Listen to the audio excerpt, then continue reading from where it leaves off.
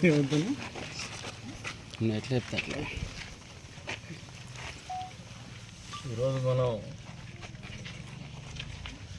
Kadiri municipality ఎర్రగుంట్లపల్లి దగ్గర నిర్మిస్తున్నటువంటి జగనన్న కాలనీలో ఉన్నాం.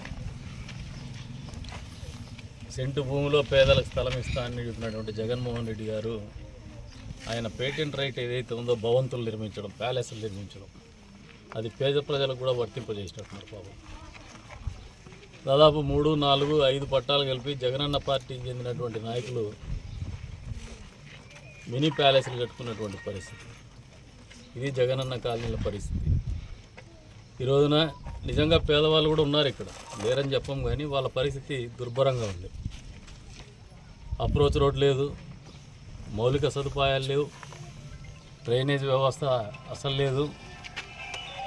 ఏ రకంగానూ సదుపాయాలు లేనటువంటి పరిస్థితుల్లో జీవనం గడుపుతున్నారు ఇక్కడ ఉన్నటువంటి పేద ప్రజలు.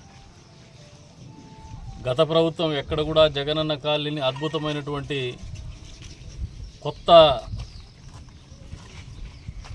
ఊర్లు నిర్మిస్తామని చెప్పి ప్రగల్భాలు పలికినటువంటి జగన్మోహన్ రెడ్డి గారి వాస్తవ పరిస్థితి ఇది.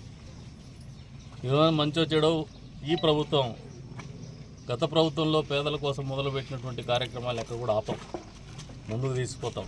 కాకపోతే ఎక్కడైతే అక్రమాలు జరిగినాయో 3 పట్టాలు 5 పట్టాలు కలిపి ఒక కాంపౌండ్ కట్టుకోవడం, ఫౌండేషన్ వేసుకోవడం, ఇల్లు కట్టుకోవడం, షాపింగ్ కాంప్లెక్స్లు కట్టుకోవడం, ఇటువంటి పరిస్థితులు ఎక్కడ ఉన్నాయి. వీటన్నిటిని కూడా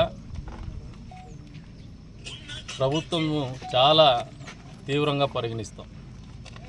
వీటి మీద చర్యలు ఉంటాయి. మౌలిక సదుపాయాల కోసం ప్రజలు అడుగుతున్నారు, శ్మశాన వాటి కోసం ప్రజలు అడుగుతున్నారు.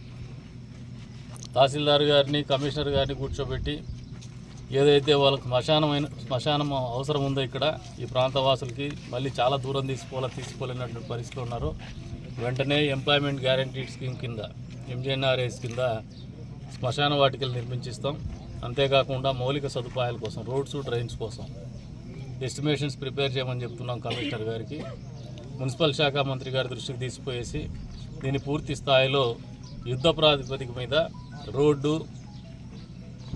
మురుగునీరు కాలువల సౌకర్యము పూర్తి స్థాయిలో కల్పిస్తామని చెప్పేసి కూడా ఈ సందర్భంగా తెలియజేస్తాం. అంతేకాకుండా గత పాలకులు ఏదైతే పేదవాళ్ళ ఇల్లు కూడా వాళ్ళ అవసరాలు తీర్చుకునే విధంగా, వాళ్ళ ఆర్థిక అవసరాలు తీర్చుకునే విధంగా ఆలోచన చేసినారో వీటి మీద ఖచ్చితంగా తీవ్రంగా చర్యలు తీసుకుంటామని చెప్పేసి కూడా ఈ సందర్భంగా హెచ్చరిస్తా ఉన్నాం.